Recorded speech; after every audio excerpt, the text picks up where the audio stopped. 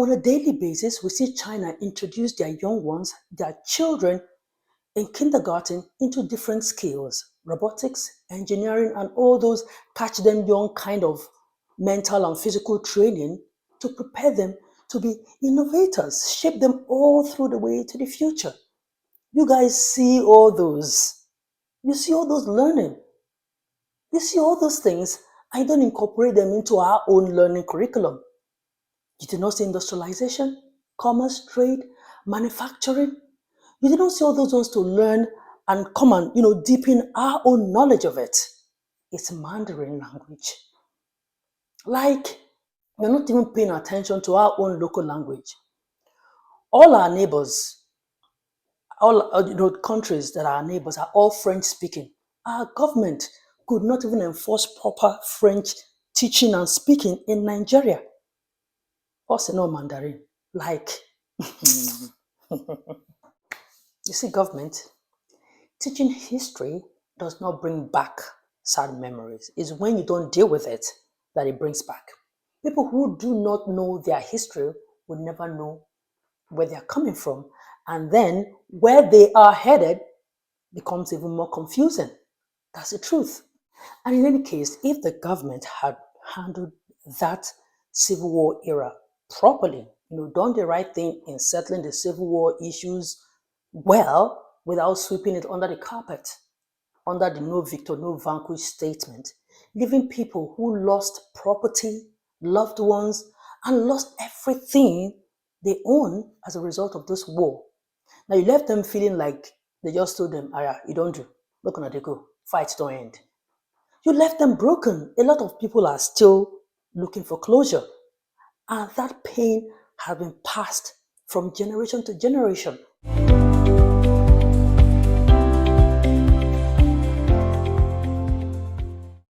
Now tell me, what is the sense or nonsense in the introduction of Chinese language, Mandarin, into Nigeria's learning curriculum? Let's discuss, shall we? And welcome to my channel. If you're new here or you're a returning viewer, my name is Osih-Oyelude. Thank you so much for joining, and don't forget to subscribe, like, and share. Okay? All right. So I decided to bring this conversation here because I want us, I'm just trying to, first of all, make sense of it all, and us as a community have a frank discussion because, like I said, I don't understand it. I really don't understand it. Just maybe someone can explain and it will make sense to me, okay? Because it's not. Now, it's a fact that China is one of the most developed and strong economies in the world. And you see, this has not always been the case. Not too long in history. We all remember how poor China was portrayed as and how their population more or less made them look so poor. China was more or less a third world country. And you see, the irony is that it's this same population that have accelerated their growth, coupled with the will by their leaders and also other policies that has helped them get to the point where they are today. So we are all now looking to China for everything. Their good policies, how they do their manufacturing, and all of that. So the poor China of yesterday is now lending to many nations today.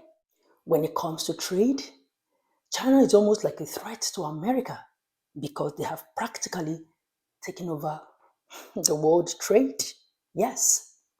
Now, a lot of countries are trying to be like China, trying to model China, trying to understand and adopt the China development model that somehow quickened their growth all of a sudden. Now, one would have thought that a country like Nigeria would focus on how to learn those policies, those strategies, engage in a more beneficial trade with China. Well, I know they are doing that, but to what extent, I don't know. But the one that seemed to be their concern, and quite frankly, ridiculous, is Nigerian government thinking that for us to be like China in terms of development or anything whatsoever, is to introduce Chinese language Mandarin into our school curriculum, because that is the only way I can describe what the government is trying to do. And it's not making any sense to me. Anyway, let me read this portion of the presser. It says, Mandarin added to Nigerian secondary school curriculum as FCT inaugurates 14th Chinese Corner. The Chinese language Mandarin has been added to one of the foreign languages to be offered in secondary schools across the country in the newly reviewed secondary school curriculum. This was disclosed on Tuesday by the Education Secretary, Federal Capital Territory Administration, Dr. Dan Lamy, at the inauguration of Chinese Corner at the Government Secondary School, Chudun, Wada, Abuja. The project was sponsored by the biggest Chinese construction company in Nigeria, China's Civil Engineering Construction Corporation, as part of its corporate social responsibility. Hayo noted the foresight of the FCT Education Board, which introduced Mandarin in schools in FCT before the latest review of the curriculum. He said, "May I inform you that in the recent review of our curriculum, the Chinese language has been selected as one of the international languages to offer in senior secondary schools." This is to say that the FCT has been very visionary in introducing the subject in our schools through the Chinese Corner early enough. Chinese Mandarin has the largest number of speakers in the world, and today it has become the language of commerce, education, and tourism. Okay. Like, really? You guys don't know what you're supposed to be learning from China? Really? You think it's language of all the fantastic things they are doing and the ideas helping them develop? Learning their language, which is not even necessary if you want to know, foster collaboration with them, is what you are incorporating into Nigeria's school curriculum. On a daily basis, we see China introduce their young ones, their children in kindergarten, into different skills, robotics, engineering, and all those catch them young kind of mental and physical training to prepare them to be innovators, shape them all through the way to the future. You guys see all those. You see all those learning. You see all those things. I don't incorporate them into our own learning curriculum. You did not see industrialization, commerce, trade, manufacturing. You did not see all those ones to learn and come and, deepen our own knowledge of it. It's Mandarin language.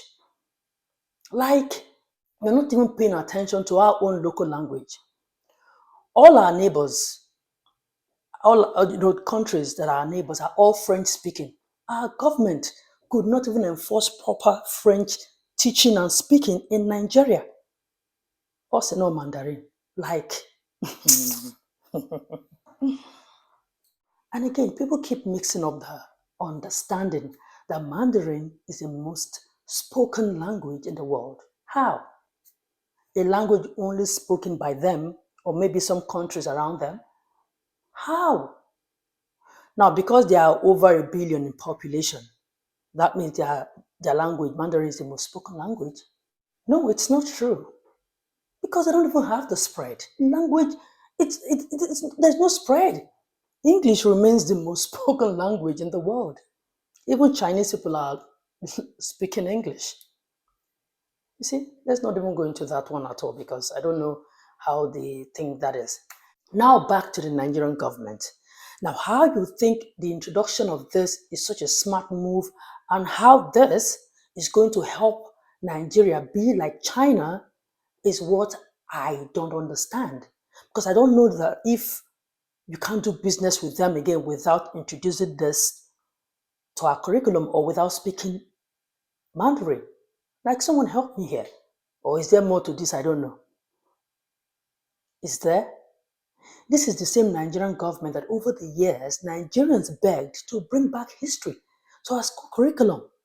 For a very long time, people pleaded, people held different, forums asking the government to bring back history.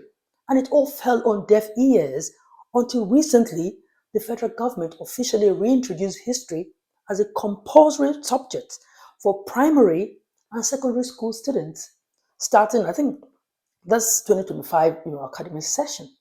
Now, according to the Ministry of Education, history will be a continuous subject from primary 1 to junior secondary, that's just 3, while senior secondary students will study new, like a course called Civic and Heritage Studies, and then they will integrate history and civic education.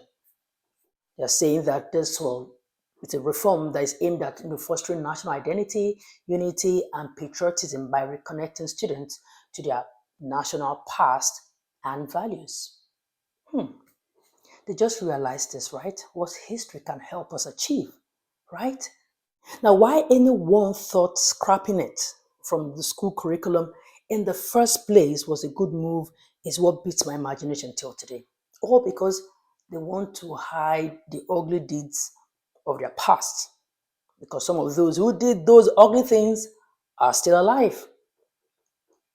Now, the opinion out there, not my words, was that the government feels when they teach history of Nigeria, there is no way this, the civil war will not come up, the story of the civil war.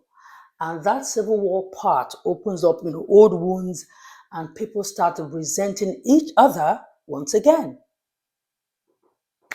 You see, government, teaching history does not bring back sad memories. It's when you don't deal with it that it brings back. People who do not know their history will never know where they're coming from. And then where they are headed becomes even more confusing. That's the truth. And in any case, if the government had handled that Civil War era properly, done the right thing in settling the Civil War issues well without sweeping it under the carpet, under the no victor, no vanquish statement, leaving people who lost property, loved ones, and lost everything they own as a result of this war. Now you left them feeling like they just told them, "Aya, you don't do. Look on they go. Fight don't end." You left them broken. A lot of people are still looking for closure. And that pain has been passed from generation to generation, who are now resentful and feeling like they don't belong to this entity called Nigeria because they don't have a sense of belonging here. That's the truth. That is a conversation that we are not ready to have. We're not ready for that conversation. Anyway, back to the government. I don't know what this means, this whole Mandarin is. I don't understand it. I don't know how Nigeria would benefit in the grand scheme of things. If you know, kindly explain to me like I'm in kindergarten because I don't understand it. Okay? Explain to me, Biko. All right? Anyway, thank you so much for watching. Don't forget to subscribe, like, and share. Let's continue the conversation in the comment section, okay? I see you again in my next video. Bye for now.